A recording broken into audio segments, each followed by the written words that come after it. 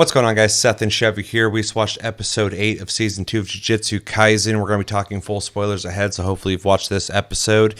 And yeah, we're going to do a real quick recap, and it should be pretty easy because this episode felt really short. It went by quick and basically had like two major things that happened in it.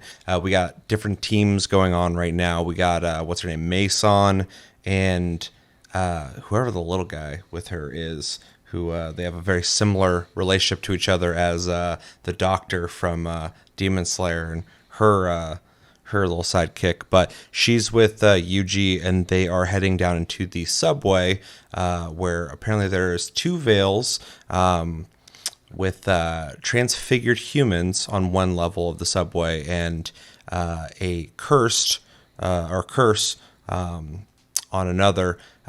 After a conversation, they decide that Yuji's going to go in after the curse and then back her up afterwards, and she's going to go in and take out the transfigured humans, right? That was the kind of the plan they're going for. I believe so. All the while, Gojo has gone down there as well on his own, and he's confronted by, I forgot the guy's name, but I think it's like the opposite of his name. Jogo, yeah. It's the only reason I can ever kind of remember is because it's basically the same name. Volcano Head. And the weird plant curse person that we saw in the first season, also with a third person. I'm not sure who that was. Did we get introduced to that character? If we did, I don't remember their name. But yeah, that's me not neither. A surprise for the show. Yeah. So he's confronted by them, and then so Yuji goes in after splitting up from Mei and the other person, and he instantly finds himself confronted by a giant grasshopper locust curse who is very interested in being clever and judging things based off whether they're clever or not clever. Yuji starts asking about a patch-faced dude, talking about Mahito, and that really doesn't lead to anywhere outside of the Locust, talking about, things being clever, not clever. Yuji also notices there's some kind of totem or something, some little thing on the ground. The pin that Ghetto made. Yeah. And he's talking about smashing that, but he ends up getting into a fight with the Locust where they are going all over the place, punching a lot, doing a lot of Dragon Ball Z stuff with a lot of the punching at each other nonstop. All the while, we're getting a description of locusts and what they're known for and how they've been kind of a bane for people for a long time, and that they're able to use their I forgot my insect terminology, but the bottom end to be able to put eggs in the ground. And during that, he goes to attack Yuji with that. Yuji ends up punching through it and defeats him. So yeah, that was a big chunk of the episode. And then we move forward to Gojo talking with the three curses that he's down there to talk to. All the while we're getting these kind of flashbacks to a conversation between Ghetto and Jogo, Volcano guy, essentially about what their plan is, discussing what Gojo is capable of, things that he's likely to do, namely that they don't suspect he's going to use his domain down there because this floor is filled with humans and that could hurt them. But he also says that they have to refrain from using their domain as well. So it's kind of hoping, somebody doesn't press the button and the other one has to press the button as well, essentially. And he basically needs them to last 20 minutes against Gojo while he gets something, I think he called it prison domain? Something like that. Ready. So we're kind of building up towards some kind of thing that's going to happen in the next episode. This whole episode was kind of just a big build-up for something. But there's a brief scene where they go to attack Gojo while this is being discussed. And they're not really able to hit him. They kill a lot of people heading towards him. But yeah, he just kind of disappears. And then the third person, who I'm not sure who they are, shoots something at him, but it doesn't do anything to him because he's Gojo. And then, yeah, we end the episode with Gojo saying, if this is all you got, you guys are kind of fucked, while revealing his beautiful eyes. And yeah, it's a basic recap of the episode. What we think? It was an okay episode. I wasn't like in love with it. I think we spent honestly a little too long on the grasshopper demon. Maybe that was more, and some people might disagree with me, but maybe that was more fun in the manga. But it was just kind of like whatever. It felt like we're killing time basically. Yeah. And then I'm not a huge fan of the. I mean, it was cool, you know, in the 90s, but the rapid fire blurriness to represent like a million punches was kind of boring. But yeah, it's very reminiscent of older anime. Yeah. And, you know, you get the point. He's punching really fast. And even May was like saying that you're practically what is it, first grade? yeah. Sorcerer at this point. Which is what he's working towards, just because of how quickly he was able to take out that curse. But that scene did kind of show off that he was more than capable of taking him out. It was more so illustrating Yuji's able to take care of that guy easily, but this, you know, Locust, they had to do something with him to make it more interesting. So, you know, he's saying goofy stuff. But yeah, I do kind of agree that it did feel like... we spent a lot of time on that scene, and we got an action scene out of it, and in an otherwise just build-up episode, but it did feel almost pointless outside of illustrating Yuji's power. Yeah, and in all fairness, he is basically just a trash mob. You know, for Yuji to blow through. There's a lot of discussion before going down there about, you know, the strategy and stuff like that, and it might come into play in the next episode. But yeah, it did seem for, you know, the half the episode being them discussing what they're going to do and then taking that guy out.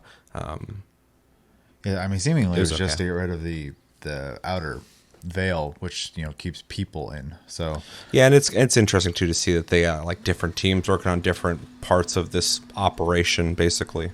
yeah. Moving on to the Gojo part of it, though, it was pretty interesting. I can't remember what they called it, but basically they used a technique to basically create like a small domain within their punches that could hit Gojo. So it forced him to kind of like dodge last minute. But he didn't seem too worried about it. As you kind of said, he kind of told them if that's all they got, they're not going to survive. Mm-hmm. And then, yeah, getting all the flashbacks, basically letting us know that they're just a decoy. Yep. And they just got to hang out for 20 minutes. So I am looking forward to where this leads, but this episode was just kind of, you know, setting us up. And, yeah, it was fine. So yeah, it's funny. We got an action sequence with Yuji and the grasshopper, and we got a little bit of action with the curses attacking Gojo. But I think the most interesting part of this whole episode was the flashback with Geto discussing the plan, because this whole show so far for me has been me wondering how anybody is going to be able to combat Gojo as a character. I like Gojo. I think he's a cool character. Everyone does. He's just made to be cool, and he's very powerful. He's almost like the villain for villains, which I think is an interesting thing. But this whole time, like, he can't just be OP the whole show. So like, what are they gonna do? And so this incident, whatever happens here, we've heard a lot of hype on the Shibuya thing's coming up, and I don't know what that means, and please don't tell us. We haven't read the manga, but with that, hearing that there is a plan and starting to get tidbits on what that plan could be, whatever this prison thing is, which if I'm speculating, I'm assuming they're probably going to try and trap him in some way, but we'll see. I don't know. Is interesting. It's telling me that, they know they can't just take him on one-on-one. So they got to do some kind of trickery, some kind of, plot to do something with him. And so we're starting to see the ball rolling on that.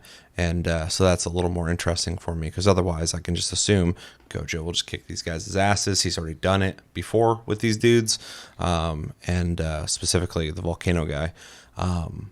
And yeah, I also think it's funny that these guys have been left on essentially when you're playing a video game and it's like lasts for 10 minutes and you're like, shit, and you just gotta like survive the waves or whatever before or while the timer's going. They're just on that mission right now, and that's kind of an interesting thing.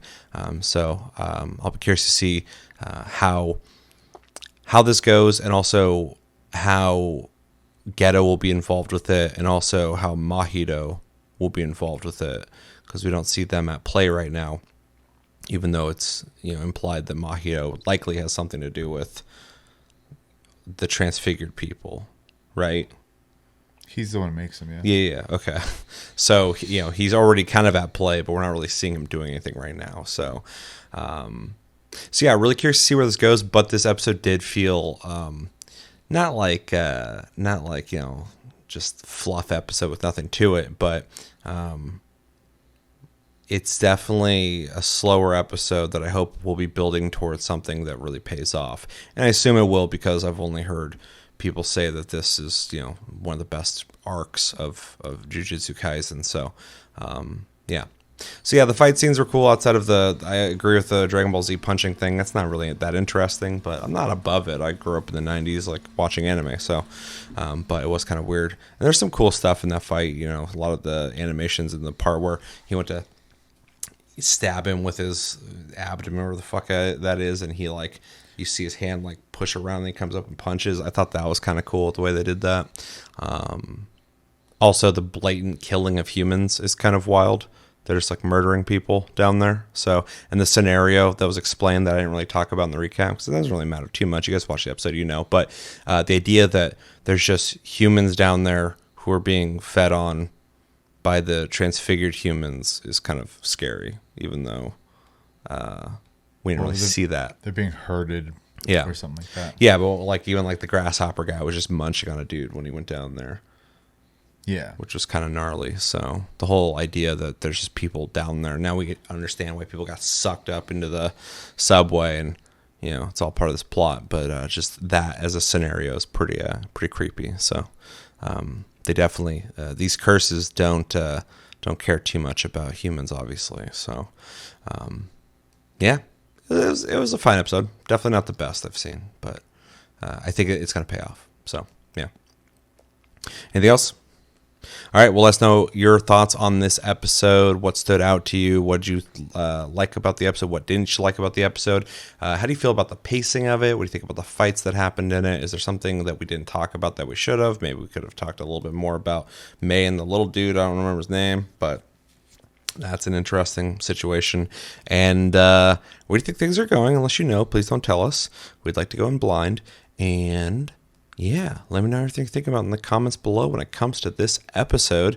Stay tuned, though. We'll be doing another review very soon for the next episode. We'll try and get it out at a more timely manner, because it's Thursday, right, that these air? Mm-hmm. So yeah, hopefully we'll be watching that on time. Get that out soon, so stay tuned. But until then, I've been Seth, this has been Chevy, and we'll talk to you guys later.